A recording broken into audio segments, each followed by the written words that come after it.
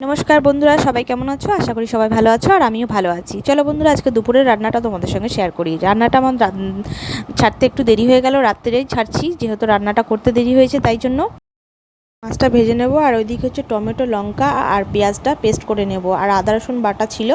এটাই হচ্ছে আজকে মশলা। আর নামানোর আগে একটু ধনেপাতা দেবো। এই যে মশলা পেস্ট হয়ে গেছে, কড়াইতে সাদা জিরে আর শুকনো লঙ্কা ফোড়ন দিয়ে দিয়েছি।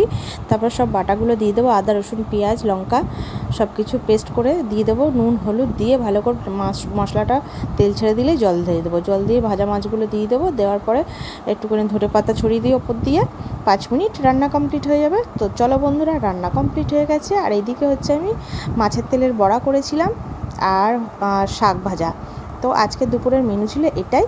তোমাদের কেমন লাগলো আমাকে অবশ্যই কমেন্ট করে জানিও। ভালো লাগলে লাইক কমেন্ট শেয়ার করে দিও, সাবস্ক্রাইব করে দিয়ে আমার পাশে থেকো। তো বন্ধুরা চলো আমরা খেয়ে নিই।